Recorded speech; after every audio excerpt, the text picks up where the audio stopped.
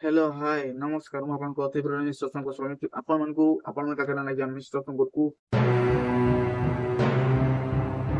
ନିହାତି ମାତ୍ରାରେ ଏଇ ଟିମରେ ଅନୁଭବ ପାଇଙ୍କର ନୂଆ ଆଗାମୀ ମୁଭି ଯାହାର ଟାଇଟେଲ କାଫି ରାବଣ। ତ ରାବଣ ମୁଭିର ଅଫିସିଆଲ ଭାବରେ ତିନିଟା ପୋଷ୍ଟର ତିନିଟା ସେଡୋ ଆଜ୍ଞା ରିଲିଜ ହେଇଛି।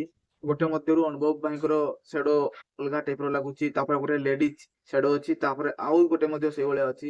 ତ ରୁଦ୍ରାକ୍ଷ ଧାରଣ କରିକି ମାନେ ଜଟା ଆସିବ ବା ଯେମିତି ଜଟାରେ ଯେମିତି ଥାନ୍ତି ତାଙ୍କର ଲୁକ୍ ରେ ସେଇଭଳିଆ ଲୁକ୍ ଦିଆଯାଇକି ଅଲଗା ଟାଇପର ଗୋଟେ ମାହୋଲ ଗରମ କରିବା ଭଳିଆ ଆଜ୍ଞା ପୋଷ୍ଟର ଆସୁଛି ଅନୁଭବ ଭାଇଙ୍କର ନୂଆ ମୁଭି ଯାହାର ଟାଇଟେଲ କାଫି ରାବଣ, ବୁଝିଲା ନା।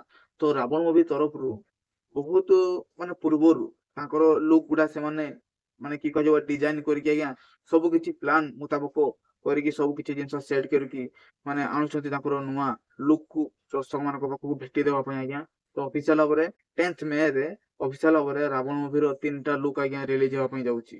ଗୋଟେ ମଧ୍ୟରୁ ଅନୁଭବ ଭାଇଙ୍କର ଗୋଟେ ଲୁକ୍ ଅଛି, ତାପରେ ଗୋଟେ ଲେଡିଜ ଲୁକ୍ ଅଛି, ତାପରେ ଆଉ ଗୋଟେ ମଧ୍ୟ ଜେଣ୍ଟସ ଅଛି। ତ ତିନିଟା କାହାର କାହାର ଅଛି ଜାଣି ହଉନି, ହେଲେ ଗୋଟେ ତ ନିହାତି ଭାବରେ ଅନୁଭବ ଭାଇଙ୍କର ଲୁକ୍ ଅଛି, ଦେଖିଲେ ଜଣା ପଡିଯାଉଛି। ଛକି ସୁନ ଯେତେବେଳେ ଆନାଉନ୍ସମେଣ୍ଟ ହେଲା ସେତେବେଳେ ମୁଁ ପ୍ରଥମ ସ୍ୱର କରିଥିଲି ଯେ ଅନୁଭବ ଭାଇଙ୍କର ଗୋଟେ ଲୁକ୍ ଟା ହିଁ ବାରମ୍ବାର ଆସୁଛି, ସେଇଟା ନ ଆସିବା ଦରକାର, ସମସ୍ତଙ୍କୁ ବୋରିଂ ଲାଗିଯିବ। ସେଇ ଜିନିଷଟା ପାଇଁ କର୍ମଟା ବହୁତ ବଢିଆ ହେଲା, ତାଙ୍କର ଲୁକ୍ ୱାଇଜ, ତାଙ୍କର କ୍ୟାରେକ୍ଟର ୱାଇଜ, ତାଙ୍କର ପରଫରମେନ୍ସ ୱାଇଜ ସବୁ କିଛି ବେଷ୍ଟ ଟୁ ବେଟର ଥିଲା ଆଜ୍ଞା। ଚାରିଧାମରେ ମଧ୍ୟ ସେଇ ଟାଇପର କିଛି ଥିଲା, ଟିକେ ଜଷ୍ଟ ଚେଞ୍ଜେସ୍ କରାଯାଇଥିଲା ଡ୍ରେସକୁ ନେଇକି, ୟୁନିଫର୍ମକୁ ନେଇକି ଆଜ୍ଞା। ତ ଟିକେ 19 ଫରକ ରହିଲା, ହେଲେ ଲୁକ୍ ଟା ଆଜ୍ଞା ସେଇ ଟାଇପର ଥିଲା। ତାପରେ ଯଦି କଥା କହିବା ଛକି ସୁନରେ, ତ କର୍ମ ଭଳିଆ ହିଁ ଛକି ସୁନର ଲୁକ୍ ପ୍ରାୟ ଅଛି ବୋଲି ସମସ୍ତେ କହୁଛନ୍ତି। ଟିକେ ଜଷ୍ଟ କୋଉଠି ଟିକେ ଚେଞ୍ଜ ହେଇଛି, ନହେଲେ exact same to same. South ଇଣ୍ଡଷ୍ଟ୍ରିରେ ଦେଖନ୍ତୁ ଗୋଟେ ପରେ ଗୋଟେ ମୁଭି କରୁଛନ୍ତି ଅଲଗା ଅଲଗା ୱାଇଜ ଲୁକ୍ସ ନେଇକି ଆଜ୍ଞା, ବୁଝିଲେ। ତ ନିହାତି ଭାବରେ ଡିଫରେନ୍ସ ହେବା ଦରକାର ଲୁକ୍ ୱାଇଜ କୁ ନେଇକି।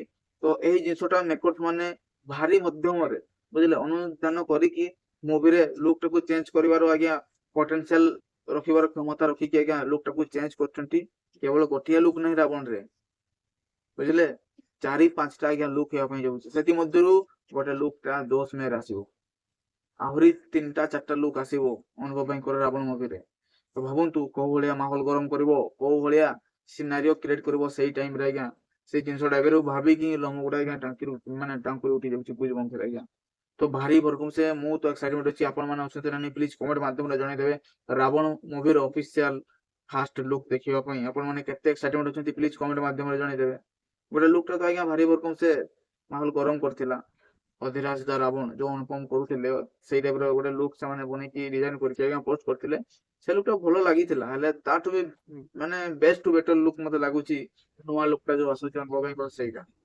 ତ ଯୋଉ ଭଳିଆ ଭାବରେ ପ୍ରଡକ୍ଟ ଆଜ୍ଞା କରିବାର ଥିଲା, ଯୋଉ ଭଳିଆ ଭାବରେ ମୁଭିଟା ଆଜ୍ଞା ହେବାର ଥିଲା, ସେଇ ଭଳିଆ ଭାବରେ ମୁଭିଟାକୁ ମେକର୍ସ ମାନେ କରୁଛନ୍ତି। ମାନେ ସାଇ କିରଣ ମଙ୍ଗରାଜ ଅଲଗା ଲେବୁଲରେ ମାହୋଲ ଗରମ କରିବେ ଡାଇରେକ୍ଟର ଭାବରେ ରାବଣ ମୁଭିର ଆଜ୍ଞା। ତା ସହିତ ଅନୁଭବ ଭାଇ ଏମିତି ଭାବରେ ଗୋଟେ ନାୟକ ହେଇଯିବେ ଏଇ ମୁଭି ଦ୍ଵାରା। ସେମାନେ ତ ଅଛନ୍ତି ସୁପରଷ୍ଟାର, ହେଲେ ରାବଣ ମୁଭିକୁ ସେ ଯେତେବେଳେ କମ୍ପ୍ଲିଟ କରିବେ, ସେତେବେଳେ ଯେତେବେଳେ ରିଲିଜ ହବ, ତାପରେ ଯୋଉ ମାହୋଲଟା ହେବ ଅନୁଭବ ଭାଇଙ୍କର ସେ ନେକ୍ସଟ ଲେବୁଲ, ବୁଝିଲେ। ତ ଏଇଟା ପରେ କିଛି କଥା ଅଛି ଆଜ୍ଞା।